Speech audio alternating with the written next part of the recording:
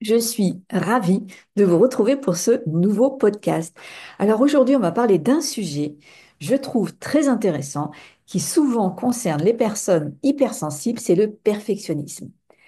Et vous allez comprendre, et en tout cas je l'espère durant ce podcast, qu'en fait le perfectionnisme n'est pas tant une quête de perfection, mais plutôt un besoin pour survivre. Donc, on va parler de ce perfectionnisme et puis je vais vous donner bien évidemment les clés pour lâcher prise, mais sans tout abandonner, parce que évidemment, il ne s'agit pas non plus de complètement tout lâcher. Donc, c'est vrai que ce perfectionnisme, ben, il est souvent perçu comme une quête de l'excellence. Et ça, je ne le remets pas en question. C'est d'ailleurs quelque chose que j'aime atteindre, l'excellence. Mais pour beaucoup, c'est pas tant la perfection qu'on cherche à atteindre, mais un besoin de survie. Ce perfectionnisme, en fait, c'est une véritable armure, c'est un moyen de préserver sa place dans un monde, alors, selon chacun, qui peut être perçu soit comme exigeant, soit impitoyable. Ça va dépendre de chacun. Le perfectionnisme, je l'ai bien connu lorsque j'étais salarié. Je pouvais me mettre une pression de dingue dans les postes que j'occupais parce que j'avais ce perfectionnisme. Mais il était en lien avec quelque chose dont on va parler un petit peu plus loin dans ce podcast. Donc derrière la façade du perfectionniste, bien se cache souvent une peur. Alors ça peut être la peur de décevoir, de ne pas être à la hauteur, la peur de perdre l'estime des autres, voire sa propre valeur. Ça aussi, ça dépend de chacun. Donc c'est là où on va commencer à vouloir soigner tous les détails, à faire en sorte que chaque effort soit quand même minutieux, parce qu'on cherche vraiment à prouver que l'on mérite sa place, que l'on ne peut pas être critiqué et encore moins rejeté. C'est vraiment ça qui se cache derrière ce perfectionnisme, derrière ce besoin d'excellence absolue. C'est ni plus ni moins une stratégie qu'on met en place pour minimiser les vagues, les risques et bien évidemment éviter toute blessure émotionnelle, toute submersion de nos propres émotions face à des jugements extérieurs. Donc oui, c'est l'envie de bien faire, mais c'est surtout une quête qui est liée à un besoin de survie. C'est une sécurité que nous recherchons à travers ce perfectionnisme. C'est un mécanisme de protection, un mécanisme de survie. Donc il y a les peurs de l'échec, du rejet, du jugement ou de ne pas être assez bien. Alors on va vraiment s'installer dans ce contrôle du détail, ce contrôle de la tâche qu'on va vouloir vraiment exécuter avec rigueur, bien évidemment avec perfection. Et donc on a une vraie exigence vis-à-vis de nous-mêmes et parfois vis-à-vis des autres aussi. Et c'est ni plus ni moins une manière d'éviter un sentiment de vulnérabilité. On arrive à un stade où on ne laisse plus la place à l'erreur. On veut absolument éviter d'être critiqué, d'être rejeté, d'être blessé. C'est ça qui nous amène à avoir cette aspiration à une qualité, mais une qualité d'excellence. C'est une vraie nécessité parce que c'est lié à un sentiment de danger. Donc on veut être sans faille et on veut faire les choses sans faille. Et donc l'erreur ou l'imperfection, elles sont vraiment perçues comme des failles. Parce que l'erreur, l'imperfection, mais nous expose à la critique. Ça nous expose à la désapprobation et encore pire, au rejet. Donc c'est comme ça qu'on en arrive à être méticuleux, ça j'ai bien connu aussi, pour vraiment se garantir une sécurité émotionnelle. Donc c'est une vraie stratégie pour ne pas perdre sa valeur et encore moins sa place. Sauf que ça devient une véritable prison. Je pense que si vous êtes sous le coup du perfectionnisme ou si vous l'avez connu, vous pouvez le ressentir. C'est vraiment quelque chose que j'ai pu vivre aussi. Alors, pas tout le temps, il y avait quand même une notion de plaisir, mais je peux reconnaître que je dépassais le stade du plaisir, j'allais au-delà du plaisir, j'avais cette exigence qui pouvait m'amener à des journées, voire des semaines extrêmement fatigantes. Parce que ça demande une énergie constante. On est dans une espèce de forme d'hypervigilance sur soi-même. Donc ça amène quand même dans un stress quasi permanent. Et paradoxalement, qu'est-ce que ça produit? Ben, un sentiment d'insécurité. Ça disparaît jamais vraiment. Donc tout ça s'auto-alimente, c'est un cercle vicieux dont on a l'impression qu'il n'y a plus de porte de sortie. Ça crée vraiment une alerte euh, assez permanente à l'intérieur de soi. Et ce perfectionniste, évidemment, il a une origine qui est une réponse à un environnement qui, par le passé, soit quand on était enfant, ado ou jeune adulte, eh bien, s'est révélé soit imprévisible, soit menaçant. Donc c'était en lien soit avec une enfance exigeante, donc c'était sous le coup d'autorité, de figures d'autorité exigeantes, ou alors c'est parce qu'on a été exposé au regard des autres et que ça nous a fait vivre une blessure émotionnelle à un moment où ça a été très fort d'être exposé à ce regard des autres parce que ce regard des autres nous a rejetés, nous a blessés, nous a critiqués. Donc c'est ça qui nous amène à vouloir par la suite tout anticiper, tout contrôler. Parfois, il y en a, c'est une double vérification. Comme je le disais, on peut avoir cette tendance à repousser ses limites. Ça, c'est quelque chose que je savais faire. Et donc, on dépasse cette notion de plaisir, mais tout simplement parce qu'il y a la peur de conséquences. Et c'est ça qui nous amène à ne plus se relâcher. Et ça peut amener à l'épuisement. Il est évident que les perfectionnistes sont des très, très bons candidats au burn-out. Donc, on cherche vraiment à tout maîtriser et ça peut emmener dans une notion où il n'y a plus de fin à ça, parce que vraiment, c'est un circuit qui s'auto-alimente. On va vouloir sans cesse éviter une erreur, encore plus un sentiment d'échec, et donc on est dans cette quête, dans cette course, parfois dans des idéaux complètement inatteignables, des projets parfois complètement irréalistes. Et on peut vraiment finir par se couper du plaisir de faire parce que tout va devenir une obligation. C'est simplement euh, quelque chose qui nous permet, nous, de s'auto-valider. C'est comme ça qu'on voilà, on s'installe dans un mode de survie. C'est absolument étouffant.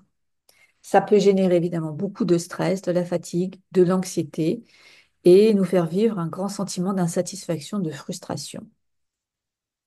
Alors, on va voir comment apprendre à relâcher cette pression, à relâcher ce perfectionnisme, mais sans renoncer à la qualité, d'accord? Sans vouloir se contenter de moins. Évidemment, tout ça est très subjectif, euh, mais c'est important que je le souligne. L'idée, c'est que voilà, on va pas baisser les bras et puis se dire, bah, ok, on va laisser les choses se faire. C'est pas l'idée. Vraiment, c'est pas l'idée.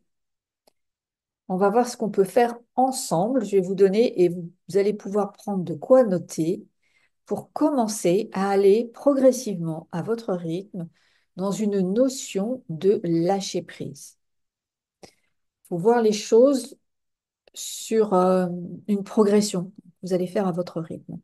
Ce qui peut être intéressant, c'est lorsque vous sentez ce besoin d'être parfaite ou d'être parfait. C'est à ce moment-là de vous poser cette question. Mais qu'est-ce que je crains si je ne le fais pas parfaitement?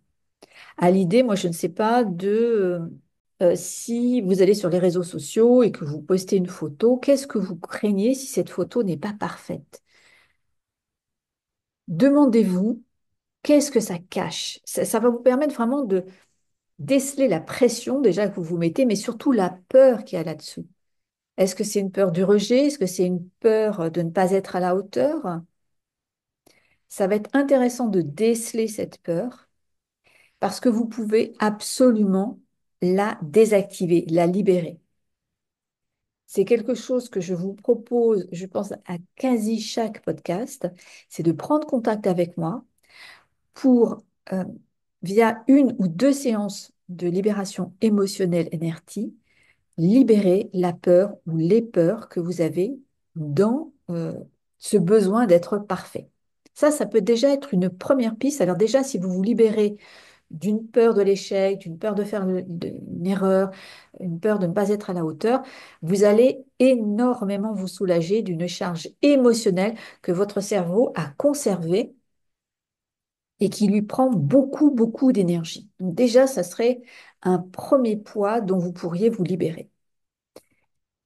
Il y a ensuite quelque chose que je trouve très intéressant à faire. Alors, quand on me l'a proposé la première fois, je me suis dit, aïe, aïe, aïe, ça va être très dur à faire. Et en fait, ça n'a pas été le cas.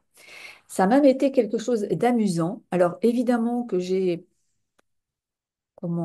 choisi les actions dans lesquelles j'allais le faire. Je ne l'ai pas fait dans des choses où je me mettais beaucoup de pression, mais des choses qui étaient quand même relativement simples. C'est de faire volontairement quelque chose d'imparfait. Et je le fais délibérément maintenant. Euh, Par exemple, quand je fais des vidéos sur YouTube, sur Instagram ou sur Facebook, eh bien, je fais mon montage sur CapCut. Non, oui, je fais mon montage sur CapCut, mais le montage vidéo, puis après, je bascule sur Instagram qui va faire les légendes. Et il se trouve que parfois, Instagram ne comprend pas bien la phrase que j'ai dite et faire, va mettre un autre mot à la place de celui que j'ai dit. Pour autant, je vais quand même corriger parce que je vérifie avant d'envoyer si ça a été bien orthographié par Instagram. Donc, je fais la correction et parfois, je ne saurais pas vous expliquer pourquoi. J'ai beau avoir fait la correction, ça va quand même partir avec l'erreur que a faite Instagram. Eh bien, là où avant, j'aurais supprimé la vidéo, refait tout le texte, repartagé évidemment la vidéo et si elle n'avait pas encore été bonne, recommencer, c'est terminé. C'est très rare qu'il y ait quelques erreurs. Eh bien, maintenant, délibérément, je les laisse. C'est mon exercice pour volontairement accepter l'imperfection. Et je peux vous dire une chose, c'est que même ces vidéos qui ont des erreurs de texte n'ont pas pour autant moins de vues, n'ont pas pour autant moins de likes, et ne, ou en tout cas n'empêchent pas plutôt les personnes de venir s'intéresser à mon accompagnement.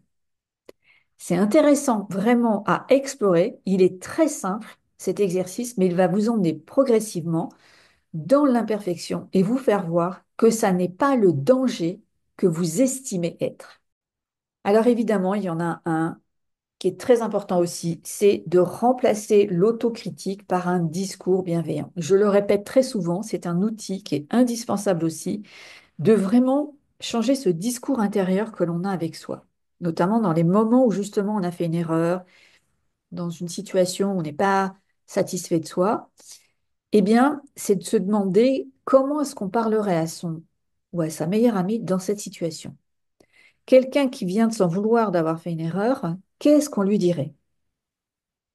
Et d'appliquer le discours qu'on lui dirait à cette personne, à soi-même, de se reconnaître tous les efforts qu'on a fournis, de se reconnaître qu'on est quelqu'un qui est persévérant et qui cherche à toujours faire de son mieux. C'est important de développer ce discours parce que l'autocritique alimente le perfectionnisme, alimente la pression dont justement on aimerait sortir et va augmenter sans cesse le stress. Donc, investissez-vous dans cet exercice, il a vraiment de la valeur. Il y en a un qui est évidemment qui est fondamental et qui, je dirais, la clé de voûte, c'est de travailler sur l'estime personnelle. Ça, c'est super important d'aller faire cette transformation, de passer d'un manque d'estime à une belle estime personnelle. Je sais que vous êtes quasiment tous qui sont avec beaucoup d'émotions qui les encombrent, parce que vous avez à cœur de bien faire, parce que vous vous mettez beaucoup de pression par cette hyper exigence qui est en lien avec un manque d'estime personnelle. Et donc, si vous n'arrivez pas à vous sentir tranquille avec qui vous êtes, je ne peux que vous inviter à vous inscrire à mon accompagnement en ligne qui va vous permettre de faire ce travail fabuleux d'estime personnelle pour vous permettre enfin de reconnaître toute votre richesse intérieure, toutes vos qualités, tous vos atouts, toutes vos compétences, tous vos acquis, tous vos dons naturels. On fait ce travail en profondeur. Et ô combien je l'aime, tout ce module, parce que c'est bien ce dont j'ai à cœur, c'est de vous faire voir toute votre richesse. Vous qui êtes si exigeant avec vous, vous qui êtes si peu tranquille avec vous-même.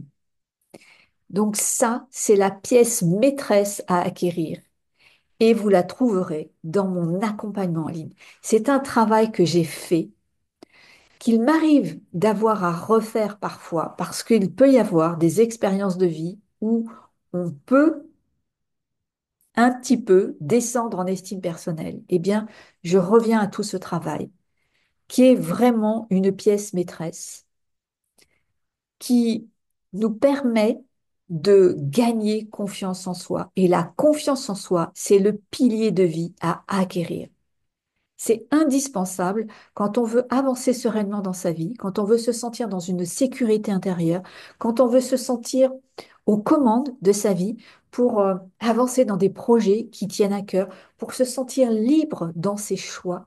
C'est fondamental, cette estime personnelle et cette confiance en soi. Et donc, vous trouverez tout ça dans mon accompagnement qui s'appelle Oser croire en vous. Il y a bien évidemment la clé aussi de savoir déléguer. C'est quelque chose que j'ai vraiment dû apprendre à faire parce que j'étais quelqu'un qui aimait tout contrôler et j'avais pas mal de mal à déléguer. C'est quelque chose qui a vraiment changé chez moi. Et en plus, c'est quelque chose que je suis en train de vivre actuellement parce que il y a un de mes proches qui a un problème de santé. Et là où avant, j'aurais eu tendance à vouloir gérer tout toute seule, eh bien là, non.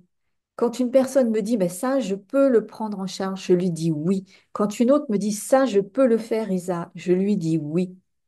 Je délègue. Et si vous saviez comme ça fait du bien, d'abord parce qu'il y a un sentiment d'être ensemble, d'être soutenu, de ne pas se sentir seul dans la démarche. Et voilà, il y a ce phénomène de synergie, d'être ensemble. Et c'est fabuleux de se sentir plusieurs pour vous pouvoir aider un proche qui évidemment nous tient à cœur. Et ça fait une très très belle expérience que de savoir déléguer. Donc, accepter les gens qui se proposent, qui vous, voilà, veulent vous aider. Ayez cette ouverture à, aux autres, à ce qu'ils peuvent vous apporter. Et même s'ils ne vont pas faire aussi bien que vous. Parfois, c'est vraiment très important de le faire parce que, encore une fois, ce perfectionnisme nous prédispose tellement au burn-out que c'est vraiment important de savoir installer euh, cet aspect-là, de savoir accepter l'aide des autres. Voilà ce podcast que je voulais vous proposer avec les clés qui vont vous permettre donc de sortir, je le répète encore, progressivement de cette notion de perfectionnisme. Ne cherchez pas à vouloir en sortir rapidement parce que sinon, ça n'est que retomber dans du perfectionnisme. C'est retourner dans un mode d'exigence, une pression que vous allez vous mettre. Donc, faites des essais, investissez-vous dans une, deux clés au départ. Et puis quand vous commencez à être à l'aise avec un exercice, vous allez pouvoir vous intéresser à un autre, accepter d'être imparfait, de vous accueillir dans cette imperfection, de parfois rater. C'est humain. On a tous un parcours qui est fait aussi avec des erreurs, avec des tâtonnements. Et vous verrez que vous allez vraiment vous vous donner un chemin qui sera beaucoup plus doux. Vous allez vous créer un parcours qui sera beaucoup plus agréable. Vous allez vivre davantage de légèreté. Et franchement, c'est un beau cadeau à se faire. Donc, je vous invite à explorer les clés que je vous propose. J'aurai beaucoup de plaisir euh, d'avoir un retour sur ce que je vous donne. C'est avec un grand plaisir que je le fais. Et ça sera un grand plaisir pour moi de lire vos retours. Si vous investissez dans les exercices, qu'est-ce que ça va vous procurer? Qu'est-ce que ça vous donne? Encore une fois, si vous aviez des questions sur mon accompagnement, dont vous trouverez le lien sous la description de ce- dans la description sous cette vidéo, pardon. Sentez-vous toujours à l'aise pour me poser vos questions. Je reste toujours disponible. Ce sera pour moi une grande joie de vous accompagner pour oser croire en vous et surtout pour lâcher ce perfectionnisme, mais sans perdre en qualité et vous rendre la vie beaucoup plus facile.